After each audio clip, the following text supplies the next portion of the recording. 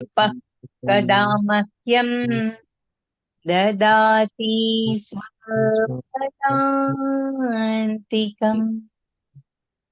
वन्देऽहं श्रीगुरु श्रीयुतपदकमलं श्रीगुरुन् वैष्णवांश्च श्रीरूपं साग्रजातं सकलरघुनाथान्वितं तं सजीवम् साद्वैतं सावधूतं परिजनसहितं श्रीकृष्णचैतन्यदेवम् श्रीराधा कृष्णपादान् सहगणललिता श्रीविशाखान्वितांश्च हे कृष्ण करुणा सिन्धु दीनबन्धो जगत्पते गोपीश गोपिकान्त राधाकान्त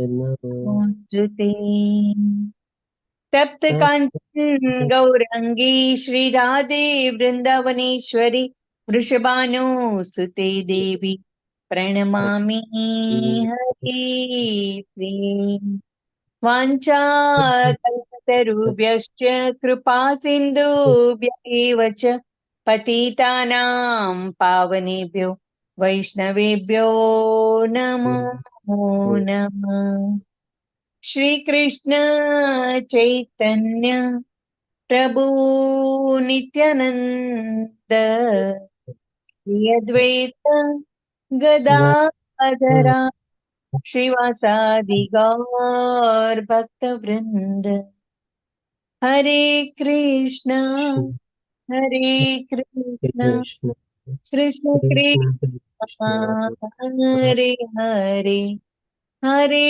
राम हरे राम राम राम हरे हरे हरे कृष्ण हरे कृष्ण दीप्ति माता जी। धन्यवाद दीप्ति माता जी। हरे कृष्ण सर्वे ने। श्रीला प्रभुपाद की जय। श्री राधा गोविंद ने प्रणाम। કે તો આજે આપણે લેશું શ્રીમદ ભગવદ્ ગીતાનો 13મો અધ્યાય, જેનું નામ છે ક્ષેત્ર ક્ષેત્રજ્ઞ વિભાગ્યો, અથવા તો ભગવાન આપણને આમાં બતાવશે કે આ પ્રકૃતિ શું છે, એનો ભોક્તા એટલે કે પુરુષ કોણ છે, અને ચેતના એટલે કે આપણી અંદર રહેલી આત્મા શું છે. અને સાથે સાથે અર્જુનના પહેલા શ્લોકમાં 6 પ્રશ્નો ઉદ્ભવે છે અર્જુન, તો એ પણ આપણે જોશું. એટલે કે આ અધ્યાય આપણે અર્જુનના પ્રશ્ન દ્વારા શરૂ થાય છે. તો અર્જુન પહેલા શ્લોકમાં કહ્યું કે હે કૃષ્ણ, હું પ્રકૃતિ તથા પુરુષ, એટલે પહેલી ચીજ પ્રકૃતિ, બીજી ચીજ પુરુષ અથવા ભોગતા, ત્રીજું ક્ષેત્ર તથા ચોથું ક્ષેત્રનો જ્ઞાતા, પાંચમું જ્ઞાન અને છઠ્ઠું તથા જ્ઞેય વિશે જાણવા ઈચ્છું છું. એટલે કે એક પ્રશ્નમાં અર્જુન 6 ચીજ બતાવે છે કે આ 6 ચીજ વિશે મારે જાણવાની ઈચ્છા છે. ભગવાન મને આના વિશે જ્ઞાન આપો. હવે આપણે જોઈએ આગળ ભગવાન શ્રી કૃષ્ણ આનો ઉત્તર કેવી રીતે આપે છે.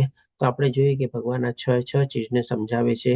આપણે થોડી ઘણી સિક્વન્સમાં ભગવાન આ ચીજ નથી સમજાવતા, પણ ભગવાન શું છે થોડી ઘણી ઉપર નીચે લે છે, કારણ કે જેથી કરીને આપણી સમજમાં આ રીતે આપણે સમજાઈ જાય. તો ભગવાન શરૂઆત ક્યાંથી કરે છે? ભગવાન પેલા ક્ષેત્ર અને ક્ષેત્રજ્ઞથી શરૂઆત કરે છે, પછી ભગવાન જ્ઞાન અને જ્ઞેય વિશે લે છે, અને અંતમાં ભગવાન આપણને પ્રકૃતિ અને પુરુષ વિશે બી આપણને સમજાવે છે. તો હવે જોઈએ ભગવાન જે આપણને પેલા ક્ષેત્ર અને ક્ષેત્રજ્ઞ વિશે જે સમજાવે છે, તો ભગવાન જવાબ આપતા પહેલા કહે છે, અને એના સંદર્ભમાં આપણે જોઈએ કે ગઈકાલે જે આપણે 12મો અધ્યાય કમ્પ્લીટ કર્યો ભક્તિ યોગ, અને આ 13મો અધ્યાય જે આપણે શરૂ કરવા જઈ રહ્યા છે ક્ષેત્ર ક્ષેત્રજ્ઞ વિભાગ્યો, એ બે વચ્ચે કનેક્ટિંગ લિંક શું છે.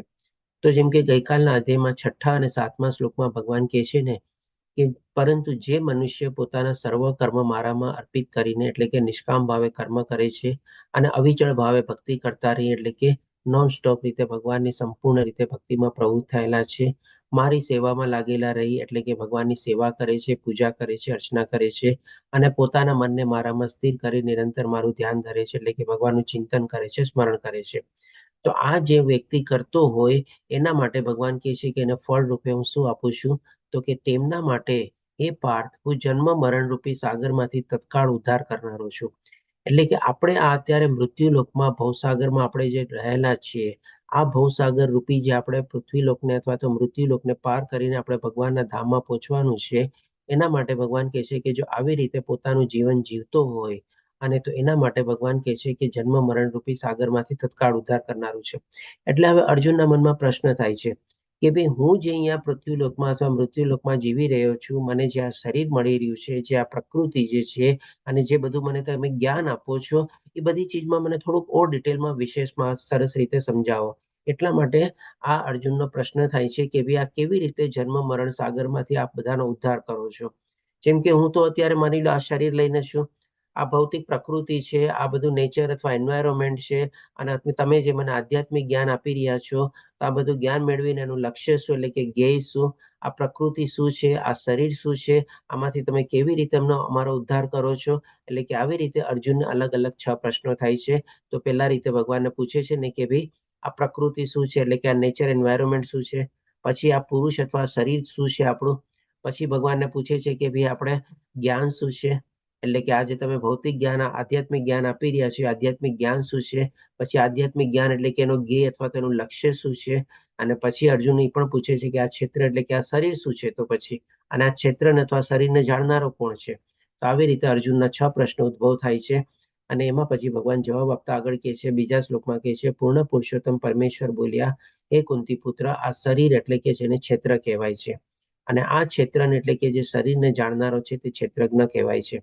એટલે કે સૌથી પહેલા એક ચીજ પ્રસ્થાપિત થાય છે કે આપણું જે શરીર જે છે અલગ છે અને શરીરને જાણનારો છે એ અલગ છે. હવે આ જે શરીરનો જાણનારો છે એ કોણ છે? તો શું ડોક્ટર છે ખાલી શરીરને જાણનારો કહેવાય? તમે શું કહો છો આ બધા? આપણા શરીરને કોણ જાણી શકે સૌથી વધારે સારી રીતે? આપણે પોતે. આપણે પોતે એક તો, અને બીજું કોણ જાણે આપણા શરીરને? પરમાત્મા. જો આપણે બધા અત્યારે આધ્યાત્મિક જ્ઞાનમાં આગળ વધી રહ્યા છે અને બધા ઘણા લોકોમાંથી રિપીટર તરીકે છે, એટલે બધા આ જવાબ આપણને મળે છે કે ભાઈ આપણા સિવાય બીજું આપણા શરીરને કોણ જાણે? તો કે પરમાત્મા જાણે. બાકી જો જેને આધ્યાત્મિક જ્ઞાન ન હોય એ તો તરત આપણને શું કે આપણા શરીરને પહેલા તો આપણે જ જાણીએ અને બીજું ડોક્ટર જાણતા હોય. એમાં જવાબ આપણને મળે.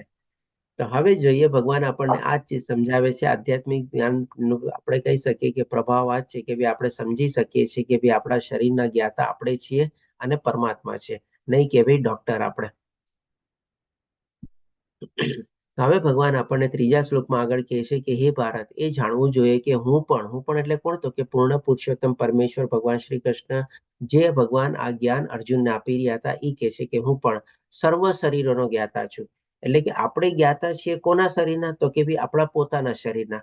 આપણને ખબર ન પડે કે સામેવાળાના શરીરમાં શું થઈ રહ્યું છે, એને કેવી ટાઈપની એના મનમાં બધી ફિલિંગો છે, ક્યાં એને દર્દ છે, ક્યાં એને સારું લાગે છે, એના શરીરનો કેવો રંગ, બધું આપણે કાંઈ ન જાણતા હોઈએ આપણે. પણ આપણે પોતાના શરીર વિશે સારું એવું જાણતા હોઈએ. પણ પૂર્ણ પુરુષોત્તમ પરમેશ્વર ભગવાન શ્રી કૃષ્ણ છે બધા શરીરોના જ્ઞાતા છે. એટલે એમાં ખાલી મનુષ્ય શરીર ન આવ્યું, શરીર તો બધા થઈ ગયા ને. પશુનું પણ શરીર થઈ ગયું, પક્ષીઓનું પણ શરીર થઈ ગયું, અલગ અલગ બધાના પ્રાણી, જીવ જંતુ બધાનું શરીર થયેલું છે. તો જે પરમાત્મા જે છે આ બધા ટાઈપના શરીરોના જાણકાર છે. એટલે કે કહી શકીએ કે આપણે જે 84 લાખ ટાઈપની જે યોનિઓ જે છે અને બધાને જે અલગ અલગ શરીર પ્રાપ્ત થયેલું છે, એ બધાના શરીરના જ્ઞાતા પૂર્ણ પુરુષોત્તમ પરમેશ્વર છે. અને એક આપણે કોણ છીએ? તો કે ભાઈ આપણા પોતાના શરીરના જ્ઞાતા છીએ. એટલે કે અહીંયા ચીજ આપણે સમજાઈ જાય છે કે 3 ચીજ અલગ અલગ છે. આપણું શરીર જે છે એ અલગ છે, એના જ્ઞાતા તરીકે આપણી અંદર રહેલો આત્મા જે છે એ અલગ છે, અને આ રીતે બધા શરીરોમાં આત્મા રહેલો છે અને બધા શરીરોને જાણનાર એટલે કે પૂર્ણ પુરુષોત્તમ પરમેશ્વર જે છે એ બધા શરીરોને જાણે છે. જેમ તમે અહીંયા જો એક સરસ મજાનું પિક્ચર છે ને, એક પંખીનો માળો છે અહીંયા તમારે. હવે પંખીના માળામાં એક પક્ષી છે અને આ એક બીજું પક્ષી છે. હવે આ એક પક્ષી કોણ છે? તો કે ભાઈ માની લો આ જેનો પંખીનો માળો હોય અને એ પંખીએ પોતાનો માળો બનાવ્યો હોય, એની અંદર પોતાના બચ્ચા પરિવારને બધા જે રહેતા હોય, એટલે કે એ પંખીને ખાલી એ માળા વિશે જાણકારી હોય. પણ આ જે પરમાત્મા રૂપી જે આપણે જે છે અહીંયા તમે જો સરસ મજાનો ભગવાન શ્રી કૃષ્ણનો ફોટો બી છે આપણે. તો આ જે છે પૂર્ણ પુરુષોત્તમ પરમેશ્વર, એ આવા જેટલા બી શરીરો હશે, જેટલા બી પશુ પક્ષી મનુષ્ય બધા હશે, બધાનું એક એક કંઈક ને કંઈક આપણે માળાના રૂપમાં આપણે શરીર લઈએ. એટલે કે બધાનું એક ને એક શરીર રહેલું છે. એ બધા શરીરના જાણકાર આ પોતે રહેલા છે. હવે આને આપણે થોડા બીજા પિક્ચરના હિસાબે પણ આપણે જાણીએ. તો અહીંયા પહેલા આપણે કમ્પ્લીટ કરી લઈએ. એ કહે છે કે હું પણ શરીરોનો જ્ઞાતા છું, એટલે કે પૂર્ણ પુરુષોત્તમ પરમેશ્વર છે બધા શરીરનો જ્ઞાતા છે. અને આ શરીર તથા તેના જ્ઞાતાને જાણી લેવાની જ જ્ઞાન કહેવાય છે. એટલે કે અહીંયા પેલી ચીજ આપણને શું સમજવા મળી છે, આપણે ફરીથી રિપીટ કરું છું, શરીર અલગ છે, શરીરમાં રહેલો આત્મા અલગ છે, અને ઈ ઇન્ડિવિજ્યુઅલ આત્મા પોતાના શરીરનો જાણકાર છે. પણ જે પરમાત્મા આપણા શરીરની અંદર રહેલા છે એ બધા આવા શરીરોના જ્ઞાતા છે. અને આને ભગવાન કહે છે કે આ જ જ્ઞાન કહેવામાં આવે છે. અને આ મારું મંતવ્ય છે. હવે જે ભગવાને આપણને આ બીજા અને ત્રીજા શ્લોકમાં જે બતાવ્યું એને એક આપણે બીજા પ્રકારના એક્ઝામ્પલ દ્વારા બી આપણે સમજી લઈએ, પિક્ચર દ્વારા જોઈ લઈએ. તો તમે જો અત્યારે જે પિક્ચર આપની સામે આવે છે, એક આપણે ક્ષેત્રના સંદર્ભમાં આપણે શું કહીએ કે એગ્રીકલ્ચર ફિલ્ડ અથવા ખેતર ટાઈપનું હોય ને, તો ભાઈ ખેતર હોય ને, ખેતરને સૌથી સારી રીતે કોણ જાણતો હોય, તો કે એનો ખેતરનો માલિક, એટલે કે અથવા તો એનો ખેડૂત. તો અહીંયા જો એક સરસ મજાનો એક મનુષ્યનો ફોટો આવે છે વચ્ચોવચ્ચ એકદમ આપણે, તો આ જે મનુષ્ય જે છે એ પોતાના ખેતરને જાણતો હોય કે ભાઈ આ ખેતરનો શેપ કેવો છે, ખેતરનો એરિયા કેવો છે, કઈ જગ્યાએ ખેતરમાં પાણી રહેલું છે, કઈ જગ્યાએ ખેતરની જમીન ફળદ્રુપ છે, કઈ જગ્યાએ ખેતરમાં ખાડા ખબડા આવેલા છે, કેવી રીતે ખેતરને આખું સરસ રીતે ફેન્સિંગ કરેલું છે. આ બધું કોણ છું, એ ખેતરનો જે માલિક હોય અથવા ખેડૂત જાણતો હોય. તો આ જે ખેતર જે છે એ ખેતર એટલે કે શું, આપણું ઈ જાતનું શરીર છે. હવે આ શરીરના જ્ઞાતા તરીકે આપણી અંદર રહેલો જે આત્મા છે, એટલે કે આ મનુષ્ય રૂપમાં આપણે જે આત્મા રહેલો છે, આપણા પોતાના બધાના શરીરને જાણતો હોય, જેમાં ખેડૂત એના ખેતરને જાણતો હોય. પણ હવે તમે અહીંયા જો લેફ્ટ હેન્ડ સાઈડમાં ટોપ કોર્નરમાં તમારે ગોળકારા ફોટો આવે છે, અને હવે એમાં જોજો તમારે પૂર્ણ પુરુષોત્તમ પરમેશ્વર ભગવાન શ્રી કૃષ્ણનો પણ ફોટો આવે છે. તો આવી રીતે આપણા જેટલા શરીરો છે અને જેટલા શરીરોની અંદર જે રહેલો આત્મા જે છે એ બધાના જ્ઞાતા અથવા બધાના જાણકાર કોણ છે, તો કે આ પૂર્ણ પુરુષોત્તમ પરમેશ્વર ભગવાન શ્રી કૃષ્ણ બધાના જાણકાર છે, બધાના જ્ઞાતા છે, બધાના શરીરોની એને ખબર છે અને બધી આત્માઓને પણ એને ખબર છે, કારણ કે આત્મા પણ ભગવાનનો જ એક અંશ છે આપણે. એટલે કે આ રીતે બે એક્ઝામ્પલ દ્વારા આપણે સમજી શક્યા કે શરીર અલગ છે, શરીરની અંદર રહેલો આત્મા અલગ છે અને પરમાત્મા અલગ છે. અને આપણા હૃદયમાં આત્મા અને પરમાત્મા બંનેનો વાસ રહેલો છે આપણે સૂક્ષ્મ રૂપમાં. હવે જોઈએ ભગવાન આપણને છઠ્ઠા અને સાતમા શ્લોકમાં આપણને કહેશે કે ભાઈ આ જે શરીર જે છે આપણું શેનું બનેલું છે આપણે. તો એના સંદર્ભમાં ભગવાન કહે છે કે પાંચ મહાભૂતો એટલે કે પૃથ્વી, જળ, અગ્નિ, વાયુ અને આકાશ. મિથ્યા અહંકાર, અહંકારને મિથ્યા એટલા માટે કહેવામાં આવેલો છે કે ભાઈ આપણે જે ભૌતિક પ્રકૃતિના જેવા સંસર્ગમાં આવીએ છીએ, આપણને ખોટો કર્તા ભાવ આવી જાય છે, ખોટો સ્વામિત્વ ભાવ આવી જાય છે અને ખોટો ભોગતા ભાવ આવી જાય છે કે ભાઈ આ ચીજ મેં કરી, આ ચીજ મારી છે અને આ ચીજનો ભોગતા એટલે કે આ ચીજ મારે માણવાની છે. આવી રીતે આપણે ખોટા ત્રણ ભાવ કેળવી લઈએ છીએ. બાકી હકીકતમાં જોવા જઈએ તો આપણે નથી કોઈ ચીજના કરતા કે નથી કોઈ ચીજના સ્વામી કે નથી કોઈ ચીજના ભોગતા, જે આપણને ભગવાન આ અધ્યાયમાં પણ સરસ રીતે આપણને સમજાવશે. એટલે કે આવી રીતે જો આપણે ભાવના ન કેળવીએ તો એ આપણો સાચો અહંકાર થઈ શકે. અને સાચો અહંકાર કેવી રીતે થઈ શકે કે ભાઈ આ અજ્ઞાન આપણે ન કેળવીએ કે ભાઈ આપણે નથી ભોગતા, નથી સ્વામી, નથી કરતા, પણ આપણે કોણ છીએ, તો કે ભગવાનના અંશ છીએ. અને ભગવાનના અંશ તરીકે આપણે ભગવાનના દાસ છીએ, એટલે ભગવાનની સેવા કરવી છે. આવો જો આપણામાં અહંકાર હોય ને તો આપણે કહી શકીએ સાચો અહંકાર છે. અને આ સાચો અહંકાર જે છે એ જ આપણને સદગતિ તરફ આપણને દોરી જાય છે. બાકી આ જે મિથ્યા અહંકાર આપણે કેળવીએ છીએ એ આપણને દુર્ગતિ તરફ જ લઈ જાય છે. પછી બુદ્ધિ એટલે કે આપણા મગજમાં જે બુદ્ધિ રહેલી છે એ અવ્યક્ત એટલે કે શું, જે આ ત્રિગુણી માયા જે છે એને ભગવાને અવ્યક્તના રૂપમાં વર્ણવેલી છે. કારણ કે આપણે આ ત્રિગુણી માયાને જોઈ નથી શકતા, પણ એ છે ડેફિનેટલી ભગવાનની શક્તિના રૂપમાં છે, જે ભગવાન આપણને સાતમા અધ્યાયમાં પણ બતાવ્યું હતું. પછી 10 ઇન્દ્રિયો એટલે કે 5 કર્મેન્દ્રિયો અને 5 જ્ઞાનેન્દ્રિયો.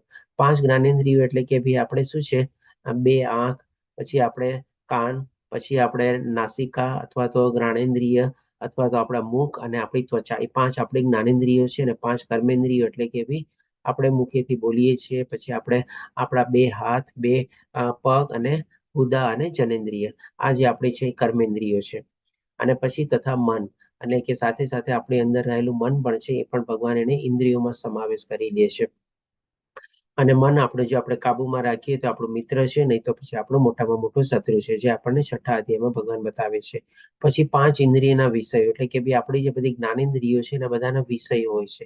જેમ કે આંખને જોવાનું હોય, કાનને સાંભળવાનું હોય, નાસિકામાંથી આપણે શ્વાસ લઈએ અથવા તો સુગંધ મેળવીએ, મોઢેથી આપણે ખાઈએ અને બોલીએ, અને ત્વચાથી આપણને બધી ચીજોનો આપણે સ્પર્શ કરીએ અથવા તો અનુભૂતિ થાય. અને પછી આપણે ઈચ્છા એટલે કે આ ઈચ્છા આપણે ક્યાં કેળવીએ છીએ, તો કે આપણા મનની અંદર ઈચ્છા છે. તો અહીંયા સુધી તમે જો ઇન્દ્રિયના વિષયો સુધી તમે જો કાઉન્ટ કરશો ને તો આપણને 24 તત્વો મળશે. 5 મહાભૂતો, છઠ્ઠો મિથ્યા અહંકાર, સાતમું બુદ્ધિ, આઠમું અવ્યક્ત ત્રિગુણી માયા, પછી આપણે 10 ઇન્દ્રિયો એટલે કે 8 ને 10 18, 19મું મન અને 5 ઇન્દ્રિય વિષયો. તો આજે 24 તત્વોથી છે ને આપણું શરીર બનેલું છે. આપણે કહીએ ને કે અહીંયા ભગવાન આપણને આખા શરીરની છે ને એનાટોમી આપણને સમજાવે છે. આપણું શરીર શેનું બનેલું છે એ ભગવાન અહીંયા આપણને બતાવે છે. પછી હવે જે ભગવાન આપણને 7 ચીજ બતાવે છે એ બધી ભગવાન શું કહે છે, આ બધા વિકારો છે. કેવી રીતે, કઈ 7 ચીજ? તો કે ભાઈ પહેલા તો આપણે સૌથી પહેલા મનની અંદર આપણે ઈચ્છા કેળવીએ છીએ કે ભાઈ મને આ જગ્યાએ જવું છે, આ માણસને પ્રાપ્ત કરવું છે અથવા તો આ મારી વસ્તુ પ્રાપ્ત કરવી છે. એવી રીતે કાંઈ પણ આપણે ઈચ્છા કેળવીએ છીએ. પછી હવે એ ઈચ્છા કેળવવાથી પછી આપણે અલગ અલગ કાર્યમાં પ્રવૃત્ત થઈએ છીએ. એટલે કે માની લો આપણે કોઈકને જોઈને આપણને દ્વેષ થાય કે એની પાસે કેવી રીતે આવી ગયું, મારી પાસે કેમ નથી, મારે પણ આ મેળવવું છે. એટલે કે એવી ટાઈપનો આપણે દ્વેષ અંદર અનુભવીએ છીએ અને એવી ઈચ્છા બી કેળવીએ છીએ કે જેથી કરીને આપણે એમાં આગળ વધીએ છીએ. પછી જો આપણને થોડી ઘણી મળી જાય તો આપણને સુખ મળે છે. હાલાકી પણ ટેમ્પરરી છે, પરમાનન્ટ નથી. જેમ 5મા અધ્યાયના 22મા શ્લોકમાં ભગવાને બતાવ્યું છે ને, એનો બધાનો આદિ, મધ્ય અને અંત છે. કોઈ પણ ભૌતિક પ્રકૃતિની વસ્તુ, ચીજ, માણસ, વ્યક્તિ અથવા આપણને પરમાનન્ટ સુખ નથી આપતું. અને જો ન મળ્યું તો આપણને દુઃખ થાય છે. પછી સંગાત એટલે કે માની લો આ બધી ચીજ મેળવવા માટે અલગ અલગ વસ્તુના કોન્ટેક્ટમાં આવીએ છીએ. સંગાત એટલે કે કોન્ટેક્ટ. ચેતના, અહીંયા ચેતનાનો મિનિંગ આપણે કે આત્મા નથી લેવાનો, પણ અહીંયા ચેતનાનો મિનિંગ શું છે, ફિલિંગ. એટલે કે આપણી અંદર જે બધી સંવેદના જાગે છે ને, કંઈક સારું લાગે, કંઈક ખરાબ લાગે, ક્યારેક રોવું આવે, ક્યારેક હસવું આવે, ક્યારેક આપણે ઉદાસ હોઈએ, આ બધી આપણી અંદરની ચેતના છે. આપણે કહીએ ને કે ફિલિંગ્સ છે બધી. અને ધૈર્ય એટલે કે કોઈક ચીજ આપણને ન મળે તો થોડી ધૈર્ય જાળવીએ છીએ. કોઈક ચીજ માટે આપણે બહુ ઉતાવળા થઈએ છીએ કે ના હમણાં ને હમણાં કરવું છે. કોઈક ચીજ આપણે વિચારીએ છીએ કે ભાઈ ઠીક છે, વખત આવે બધું મળી જશે. એટલે કે આવી ટાઈપનું જે પેશન્સ અથવા ધૈર્ય જાળવીએ છીએ. તો આ જે 7 ચીજ જે છે આને ભગવાન કહે છે આ સર્વેને સંક્ષેપમાં કાર્યના ક્ષેત્ર. કાર્યના ક્ષેત્ર એટલે શું? તો કે આજે 24 ચીજો બતાવ્યું ઈ. અને પછી આ પ્રમાણે આપણે પ્રકૃતિના સંસર્ગમાં આવીને અલગ અલગ કાર્યમાં પ્રવૃત્ત થઈએ છીએ. તથા તેની આંતરક્રિયા એટલે કે બંનેનો કોન્ટેક્ટ થયો અથવા તો જોડાણ થયું, શરીરનો અને ત્રિગુણી માયાનો. અને એ પ્રમાણે આપણે ઈચ્છાઓ કેળવી. અને ઈચ્છાઓ કેળવ્યા પછી જે આ 7 ચીજ ઉદ્ભવે છે આપણી, એને ભગવાન કહે છે કે વિકાર કહેવામાં આવે છે. એટલે કે આ 7 ચીજોને જે ભગવાન આપણને અહીંયા બતાવ્યું છે, જે આપણી ફિલિંગ્સ, ચેતના, આપણી લાગણીઓ, જે કાંઈ પણ તમે કહો બધું, સુખ, દુઃખ, સારું, ખરાબ, ઓછું, વધારે, આ બધું આપણે એક જાતનો વિકાર છે. આપણે આ રીતે ભગવાન આપણને અહીંયા વર્ણવે છે. એટલે કે આ 2 શ્લોકમાં ભગવાન આપણને આપણા શરીરની એનાટોમી સમજાવે છે. અને શરીર કેવી રીતે જ્યારે ફંક્શન કરે છે અને પછી આપણને અલગ અલગ ચીજોની જે અનુભૂતિ થાય છે એ પણ ભગવાન અહીંયા આપણને આ 2 શ્લોકમાં એકદમ સંક્ષિપ્તમાં આપણને સમજાવે છે. હવે ભગવાન આપણને 8, 9, 10, 11, 12 એટલે કે 5 શ્લોકમાં આપણને ભગવાન કહેશે કે જ્ઞાન શું છે. તો અત્યાર સુધી આપણને ભગવાને શું બતાવ્યું? ક્ષેત્ર બતાવ્યું, એટલે કે આપણું શરીર છે શેનું બનેલું છે એ બતાવ્યું. ક્ષેત્રજ્ઞ કોણ છે એ બતાવ્યું. હવે ભગવાન આપણને જ્ઞાન અને જ્ઞેય વિશે બતાવશે. અને પછી ભગવાન આપણને છેલ્લે બતાવશે બાકી 2 ચીજ અર્જુને પૂછેલી હતી એના વિશે આપણને બતાવશે. તો અહીંયા જે 12 શ્લોકમાં ભગવાન 20 ચીજો વર્ણવે છે અને આને કહે છે કે હવે આ જ્ઞાન છે, આના સિવાય બધું અજ્ઞાન છે. તો આના સંદર્ભમાં બધાને એટલી જાણ કરી દો. આપણે જે અત્યારે બ્રિજ ક્લાસ ચાલી રહ્યા છે, જે આપણે ભાગવતમના ક્લાસમાં જ આપણે શનિવાર અને રવિવારે બ્રિજ ક્લાસ લઈએ છીએ. તો આજે આપણે આના પછી બેક ટુ બેક આપણે બ્રિજ ક્લાસ પણ લેવાના છે. અને બ્રિજ ક્લાસમાં અત્યારે આપણે આ જ 20 ચીજોની આપણે ચર્ચા કરીએ છીએ. એના સંદર્ભમાં આપણે જાણીએ છીએ કે આ બધું જે આધ્યાત્મિક જ્ઞાન આપણે કેળવીએ છીએ એને આપણે પ્રેક્ટિકલી કેવી રીતે ઇમ્પ્લિમેન્ટ કરવું અથવા આચરણમાં મૂકવું. તો આના સંદર્ભમાં તમે જો આ બધી જે 20 ચીજ બતાવે છે એમાંથી લગભગ આપણે 17 ચીજ જેવી કવર કરેલી છે. એટલે લાસ્ટ ક્લાસમાં આપણે એકાંતવાસની ઈચ્છા કવર કરેલી હતી અને આજે આપણે સામાન્ય જનસમૂહથી અલિપ્ત હોવું આપણે કવર કરવાના છીએ. તો જેને આ બ્રિજ ક્લાસનો લાભ લેવો હોય, ઘણા લોકોને ખબર હશે વિમલા માતાજી ઓલરેડી ગ્રુપમાં લિંક મૂકે છે રેગ્યુલરલી, તો એનો પણ આપણે લાભ લઈ શકો છો અને માના પછી તરત જોડાઈ શકો છો. અને જે પ્રમાણે આપણે વિદિત કર્યું કે ભાઈ આપણે બેક ટુ બેક પછી બીજો ક્લાસ બી છે, તો આ ક્લાસ આપણે થોડો ઘણો 5 મિનિટ પહેલા આપણે કમ્પ્લીટ કરશું કે જેથી કરીને 5 મિનિટનો મને બ્રેક મળે અને હોઈ શકે તો આપણે કદાચ પ્રશ્નોત્તરી આજે આપણે મુલતવી રાખશું. આજે અને કાલે બંને દિવસ આપણે પ્રશ્નોત્તરી મુલતવી રાખશું. તો હવે જોઈએ સંક્ષિપ્તમાં 20 ચીજ જે ભગવાન આપણને બતાવે છે. વિનમ્રતા એટલે કે પોલાઇટનેસ. આપણા વાણીમાં વિનમ્રતા હોવી જોઈએ. આપણા બિહેવિયરમાં અથવા તો આપણે જે કાર્ય ને બધું કરતા એમાં પણ આપણે વિનમ્રતા દાખવવી જોઈએ. દંભ વિહીનતા એટલે કે દેખાડો નથી કરવાનો. આપણે આની પહેલા થોડી ઘણી ચર્ચા કરી હતી કે દંભ અથવા ને એટલે દેખાડો અને બીજો આપણે ઈર્ષા, એ બે આ કલયુગનો બહુ મોટામાં મોટો દોષ છે આપણે કહી શકીએ. અહિંસા એટલે કે ભાઈ ડેફિનેટલી જાનહાનિ તો કોઈની કરવાની નથી, પણ કોઈના આધ્યાત્મિક માર્ગમાં પણ આપણે અવરોધક રૂપ નથી બનવાનું. અને આપણને જે જ્ઞાન પ્રાપ્ત થયેલું હોય, કોઈ આપણી પાસે આવે તો એને પણ આપણે જ્ઞાન આપણે બાંટવા માટે આપણે પ્રવૃત્ત રહેવું જોઈએ. નહીં તો એ પણ એક જાતની હિંસા કહેવાય છે. આપણે જો કોઈને આપણે જ્ઞાન ન બાંટીએ તો. સહિષ્ણુતા એટલે કે આપણે સહન શક્તિ કેળવવાની છે, જે ભગવાન આપણને બીજા અધ્યાયમાં બતાવ્યું. સુખ અને દુઃખ તો શું છે, ઋતુઓની જેમ આવવાને જવાનું છે. આપણે એને સહન કરતા શીખવાનું છે. સરળતા એટલે કે ભાઈ સિમ્પ્લિસિટી એટલે કે ભાઈ આપણા પહેરવેશમાં સિમ્પ્લિસિટી હોવી જોઈએ, આપણી વાણીમાં સરળતા હોવી જોઈએ, આપણા આચરણમાં પણ સરળતા હોવી જોઈએ. સદગુરુનો આશ્રય એટલે કે ભાઈ ગુરુનો આપણે આશ્રય મેળવવાની કોશિશ કરવી જોઈએ. અને સદભાગી આપણે હોઈએ તો આપણને ગુરુનો આશ્રય મળે તો આપણે આસ્તે આસ્તે દીક્ષા તરફ પણ આપણે આગળ વધવું જોઈએ. કારણ કે દીક્ષા લેવાથી આપણે શું છે, ભગવાન સાથેનું એક જોડાણ આપણે થઈ જાય છે. ગુરુ આપણે વચ્ચેમાં નિમિત્ત બને છે અથવા મારફત બને છે. પછી પવિત્રતા પણ આપણે શરીરની પવિત્રતા, મનની પવિત્રતા અને વાણીની પવિત્રતા હોવી જોઈએ. સ્થિરતા એટલે કે જે કાંઈ પણ આપણે નિયમ લીધેલા હોય આપણેમાં દ્રઢ નિશ્ચયપૂર્વક આપણે સ્ટેબલ રહીને આપણે આગળ વધવું જોઈએ. કોઈ આપણને આવીને કે તું તો આટલી બધી ભક્તિ કરસ, તને કેમ તારી સાથે આવું થયું? આપણે ડગમગવું ન જોઈએ અને આપણે સ્થિરતા સાથે ભગવાનમાં પૂરેપૂરી આસ્થા, વિશ્વાસ, શ્રદ્ધા રાખીને આપણે એમાં આગળ વધવાનું. આત્મસંયમ એટલે કે બને ત્યાં સુધી આપણે આપણી આત્માની સાથે જોડાવાની આપણે કોશિશ કરવાની છે. આપણે આ બધી ચીજો આપણે બ્રિજ ક્લાસમાં ઓલરેડી કવર કરેલી છે અને ઘણા લોકો આમાંથી બ્રિજ ક્લાસનો લાભ પણ લેતા હશો. ઇન્દ્રિય તૃપ્તિના વિષયોનો ત્યાગ એટલે જેમ આપણે ભગવાને કીધું ને કે બધી ઇન્દ્રિયોના વિષયો હોય છે. હવે એ વિષયોના સંદર્ભમાં આપણે એમાંથી શું છે, જે આકર્ષણ હોય ને એ આકર્ષણમાંથી આપણે આસ્તે આસ્તે એમાંથી ત્યાગ કેળવવાનો છે.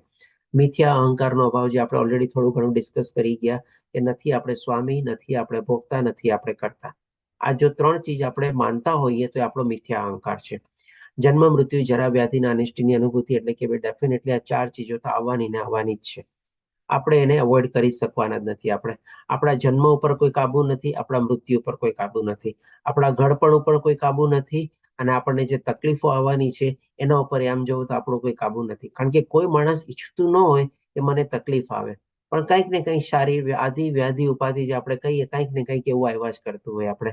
અને આ બધાનો પણ આપણે સામનો કરવાનો છે અને ભગવાનને આપણે પ્રાર્થના કરવાની છે આ બધામાંથી આપણને પાર પાડે. વૈરાગ્ય એટલે આસ્તે આસ્તે આપણે ભૌતિક દુનિયાથી વૈરાગ્ય કેળવવાનો છે. બાળકો, પત્ની, ઘર તથા અન્ય વસ્તુની મમતામાંથી મુક્તિ એટલે કે આસ્તે આસ્તે અમુક સ્ટેજ સુધી બરાબર છે. આપણે હોઈ શકે છે એટલા જ માટે તો ભગવાને આપણને વર્ણાશ્રમ આપેલું છે. બ્રહ્મચર્ય આપણે પાડતા હોઈએ ત્યારે ઠીક છે, આપણે સરસ રીતે આપણી કેરિયર ને એમાં ડેવલપમેન્ટમાં આપણે ખ્યાલ આપતા હોઈએ. પછી આપણે જ્યારે ગ્રહસ્થ થઈએ ત્યારે આપણા પત્ની, બાળકો થાય, થોડી ઘણી મમતા થાય, આપણે એમાં આપણે પ્રવૃત્ત થઈએ. પણ પછી આ બધું જ્ઞાન કેળવીને આપણે એક કટ ઓફ પોઈન્ટ આપણે બાંધવો જોઈએ. બહુ આપણે એમાં પ્રવૃત્ત થવાની જરૂર નથી કે ભાઈ મારો દીકરો આવે, દીકરાની વહુ આવે, દીકરાની વહુના મારા પૌત્ર આવે, એને હું મારા ખોળામાં રમાડું, એના માટે આમ કરું. આટલો બધો મોહ રાખીને કોઈ ફાયદો નથી. જ્યાં સુધી આપણી થોડી ઘણી જવાબદારી જે છે આપણા ગ્રહસ્થ જીવનની, આપણું કહે કે ભાઈ બાળક આપણે 18-20 વર્ષનું થાય, થોડું ઘણું એક ગ્રેજ્યુએટ ડિગ્રી કે ક્યાંક લઈ લે, ત્યાં સુધી આપણી જવાબદારી છે. આજકાલના સંદર્ભમાં આપણે કહીએ ને તો પરણાવવાની પણ જવાબદારી આપણી પોતાની નથી. પોતપોતાનું પ્રમાણે ગોતી લે છે. અને હા, આપણને કહે કે ના તમે તમારા હિસાબે ગોતો તો આપણે ગોતવામાં પ્રવૃત્ત થવાનું, અધરવાઇઝ એ લોકોને પણ એમાં ફ્રીડમ આપી દેવાની. એની વહુ આવે કે એનો પતિ આવે એમાં આપણે વધારે દખલગીરી કરવાની જરૂર નથી. અને પૌત્રોની તો પછી વાત જ અલગ થઈ. કારણ કે જો ભગવાન આપણને અહીંયા જ કહે છે કે આ જ આપણો કટ ઓફ પોઈન્ટ છે. બાળકો એટલે કે આપણા પોતાના બાળકો, આપણી પોતાની પત્ની, આપણા ઘર અને અન્ય વસ્તુ, આનાથી આગળ ભગવાન નથી કહેતા.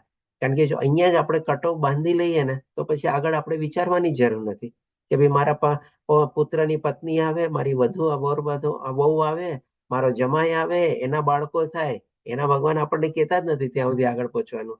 અહીંયા જ આપણે કટ ઓફ પોઈન્ટ બાંધવાનો છે. અને સમય પ્રમાણે શું છે, અલગ અલગ જવાબદારી હોય. કેમ કે પહેલાના વખતમાં થોડી ઘણી રહેતી કે ભાઈ ચાલો પુત્ર પુત્રીઓને પરણાવવાની જવાબદારી મા બાપ ઉપર રહેતી. પણ આજકાલના જમાના પ્રમાણે, ટ્રેન્ડ પ્રમાણે આપણે કહી શકીએ કે જવાબદારી ઉપર મા બાપ બંધાયેલા નથી. આમ જોવા જાવ ને તો એને છૂટ આપી દેવાની, એ આપણને કહે તો આપણે પ્રવૃત્ત થવાનું. અધરવાઇઝ ભાઈ ઓકે બરાબર છે, તે જે ગોઈતું છે ને બરાબર તારા હિસાબે. એટલે કે આવી રીતે આસ્તે આસ્તે એમાંથી આપણે મુક્ત થવાનું. પછી મારા પ્રત્યે એટલે કે ભગવાન શ્રી કૃષ્ણ પ્રત્યે નિરંતર અનન્ય ભક્તિભાવ, આપણે જાણ્યું ગઈકાલના અધ્યાયમાં કે અનન્ય ભક્તિ ભાવ સુધી આપણે પહોંચવાનું છે. 6 લેવલ જે ભગવાને આપણને ભક્તિના બતાવ્યામાંથી સૌથી વધારે ઉચ્ચતમ અને સૌથી વધારે સર્વોપરી છે ત્યાંથી ભગવાન શરૂ કરે છે અને અનન્ય ભક્તિ કે છે. અનન્ય ભક્તિ જો આપણે એમાં પ્રવૃત્ત થઈ જાય તો ભગવાન કહે છે મારી સાથે નિવાસ કરે છે, એમાં કોઈ જાતનો કોઈ સંદેહ નથી. એકાંતવાસની ઈચ્છા. હવે આ બધું કરવા માટે ડેફિનેટલી થોડું ઘણું આપણે એકલું કરવું રહેવું જ પડે અને અલ્ટિમેટલી તો એ જ જીવનની વાસ્તવિકતા છે ને. આપણે એકલા આવ્યા છીએ ને એકલા જવાના છીએ. આ વાસ્તવિકતા જાણ્યા હોવા છતાં પણ આપણે એને કેમ આચરણમાં નથી મૂકતા? ભગવાન અહીંયા પોતે આપણને કહે છે કે ભાઈ એકાંતવાસની ઈચ્છા આપણે કેળવવી જોઈએ અને આ જ જ્ઞાન છે આપણે. અને એના સંદર્ભમાં ઓર હજી ભગવાન આપણને આગળ કહે છે કે સામાન્ય જનસમૂહથી અલિપ્ત થવું. એટલે કે ભાઈ એકાંતવાસ ત્યારે જ કેળવી શકીએ જ્યારે આપણે આવી રીતે સામાન્ય જનસમૂહથી આપણે અલિપ્ત રહી શકીએ. બાકી જો એમાં જ આપણે ખૂંચેલા રહીએ, એમાં જ આપણે પરોવાયેલા રહીએ તો પછી ક્યાંથી આપણને એકાંતવાસ મળે? અને એકાંતવાસ ન મળે તો કેવી રીતે આપણે આત્મા સાથે જોડાઈએ, આપણે પરમાત્મા સાથે જોડાઈએ? અને કેવી રીતે આપણે જો આત્મા અને પરમાત્મા સાથે ન જોડાઈ શકીએ તો કેવી રીતે ભગવાનની શુદ્ધ ભક્તિમાં પ્રવૃત્ત થઈએ અથવા તો અનન્ય ભક્તિમાં પ્રવૃત્ત થઈએ? અને અનન્ય ભક્તિમાં જો પ્રવૃત્ત ન થઈએ તો ક્યાંથી આપણને ભગવાન મળે? એટલે કે મનુષ્ય જીવનનો લક્ષ્ય ક્યાંથી પૂરો થાય? અને એ પૂરો ન થાય તો ફરીથી જેમ ભગવાને કીધું ને કે જન્મ મૃત્યુના ચક્કરમાં આપણે ફરીને ફરી ફસાયેલું જ રહેવાનું છે. આ બધું જો કરીએ તો ભગવાન આપણને કહે છે ને કે જન્મ મૃત્યુના ભવસાગરમાંથી હું તને તરત ઉદ્ધાર કરનારો બનીશ. આપણે શું કામ એનો બેનિફિટ નથી લેતા? ભગવાન આપણને રસ્તો બતાવી દીધો, બધું બતાવી દીધું, આખો ગાઈડ મેપ આપણને આપી દીધો છે. તેમ છતાં પણ જો આપણે આવી જ રીતે બધાની સાથે જ આપણે રહેતા હોઈએ, બધું કરતા હોઈએ તો આપણે પછી મોહમાં જ ફસાયેલા રહેવાના છીએ. અને પછી આપણને કહે છે કે આત્મ સાક્ષાત્કારનો મહત્વનો સ્વીકાર. એટલે કે આ કેટલું ઇમ્પોર્ટન્ટ છે એ આપણે બહુ સારી રીતે જાણી લેવું જોઈએ, સમજી લેવું જોઈએ કે આપણને મનુષ્ય જીવન મળ્યું જ છે એના માટે આપણે કે ભાઈ આનો આપણે સદુપયોગ કરીએ અને આપણે આ જન્મ મૃત્યુ જરા વ્યાધિ અથવા તો મુક્તિ પ્રાપ્ત કરીએ અને ભગવાનના ધામમાં જઈએ, ભગવાનની શુદ્ધ ભક્તિ પ્રાપ્ત કરીને. અને આવી રીતે પછી કે છે પરમ બ્રહ્મની તાત્વિક શોધ. એટલે કે આપણા જીવનનો પછી એક સ્ટેજમાં અલ્ટિમેટ ગોલ આ જ હોવો જોઈએ કે હવે તો મારે બીજું કઈ છે જ નહીં, કેવળ અને કેવળ મારે ભગવાનને પ્રાપ્ત કરવા છે બસ. એટલે કે એની તાત્વિક શોધ, એની પાછળ લાગી જવાનું છે. અને આ પછી ભગવાન કહે છે આ 20 ચીજો વર્ણવીને કે છે આ બધાને હું જ્ઞાન તરીકે ઘોષિત કરું છું અને આના સિવાય જે કંઈ છે તે અજ્ઞાન છે. તો આના સંદર્ભમાં તમે અહીંયા સમજી શકો છો કે આપણે જે ભૌતિક દુનિયાનું જે બધું જ્ઞાન લઈએ છીએ, graduate, masters, PhD degree, professional degree, આ બધું કંઈ જ્ઞાન નથી. આપણે આમ જોવા જાવ ને સાચું જ્ઞાન આ 20 ચીજો આપણે જાણી લઈએ તો એ જ આપણું જ્ઞાન છે. અને આ બધું શું કામે અજ્ઞાન કહેવામાં આવેલું છે ભૌતિક દુનિયાના જ્ઞાનને? તો કે ભૌતિક દુનિયાનું જ્ઞાન છે ને આપણી સાથે નથી આવવાનું, પણ આ 20 ચીજો છે ને આપણી સાથે આવવાની છે. એટલા માટે આ જ્ઞાનને આધ્યાત્મિક જ્ઞાનને અવિનાશી જ્ઞાન કહેવાય છે. અને ભગવાન પણ આને ઘોષિત કરીને કહે છે, ડિક્લેર કરીને કહે છે કે જો આ જ જ્ઞાન છે, આના સિવાય બધું અજ્ઞાન છે. હવે આપણે જોઈએ, આગળ વધીએ. આ થોડુંક સંક્ષિપ્તમાં લીધું આપણે. જ્યારે લેવલ 2 આપણે લેશું ત્યારે બધું આપણે આને ડિટેલમાં કવર કરશું. અને આ બધા માટે ગુડ ન્યૂઝ એ પણ છે કે આપણે જેવું આ લેવલ 1 કમ્પ્લીટ થશે, આ વાળો 46મો બેચ, એના નેક્સ્ટ ડે થી પછી આપણે લેવલ 2 શરૂ થઈ જશે અને નોન સ્ટોપ ડેઈલી ચાલશે. 47મો બેચ શરૂ થશે ત્યાં સુધીમાં. એટલે કે 46મો બેચ પૂરો થશે અને 47મો બેચ શરૂ થશે, એની વચ્ચે આપણને 24 દિવસ મળશે. કારણ કે આ બેચ છે આપણે 20 જૂને કમ્પ્લીટ થઈ જશે અને 47મો બેચ 15 જુલાઈએ શરૂ થવાનો છે. એની વચ્ચેના 24 દિવસમાં આપણે કન્ટિન્યુઅસલી લેવલ 2 લેશું. આ સમયે આ જ લિંક ઉપર નહીં રહેશે તમારે, અને એમાં ડેફિનેટલી રજીસ્ટ્રેશનની તમારે કરાવવાનું રહેશે, તો એ પણ કરાવી લેજો. રેખા માતાજીનો જેમ પ્રશ્ન હતો તેમના માટે આ સારી એવી તક છે, અવસર છે. એવી રીતે એ 24 દિવસમાં આપણે એક અધ્યાય 2 દિવસ લેશું, એટલે કે 12 અધ્યાય કમ્પ્લીટ કરશું. પછી 15 જુલાઈથી આપણે 47મો બેચ શરૂ થશે. એ પછી કન્ટિન્યુઅસલી 18 દિવસ ચાલશે અને એ જેવો 18 દિવસે કમ્પ્લીટ થશે એના પછી જે આપણે 12 અધ્યાય કમ્પ્લીટ કર્યા હશે લેવલ 2 ના, બાકીના જે 6 અધ્યાય હશે એ લેવલ 1 કમ્પ્લીટ થઈ ગયા પછી તરત આપણે બીજા 12 દિવસમાં એ અધ્યાય લેશું આપણે. એટલે આમ જોવા જઈએ તો આપણે કન્ટિન્યુઅસલી આ યાત્રા જે છે આગલા 2 મહિના સુધી આપણે સરસ રીતે આપણે ભગવાનની કૃપાથી આપણે આગળ વધારશું. તો આ બધું સાંભળીને આપણને આનંદ મળે છે કે શું કહો છો રેખા માતાજી? બધાને શું લાગે છે?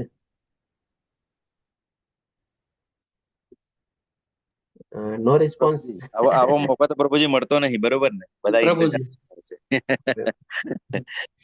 ઓકે, ચાલો એનીવે તો બધાને જેને જેને જોડાવવું હોય એને આ લાભ લઈ શકો છો. ડેફિનેટલી એના માટે રજીસ્ટ્રેશન ને બધી જે ફોર્માલિટી હશે એ બધા કમ્પ્લીટ કરી લેજો ને લેવલ 1 ની પણ જે ક્વિઝ ને બધું હોય પણ સોલ્વ કરી લેજો, સર્ટિફિકેટ પ્રાપ્ત કરી લેજો બધું. એટલે કે એનાઉન્સમેન્ટ હતું સબ્જેક્ટ ટુ ક્રાઇટેરિયા ફુલફિલમેન્ટ તમારે.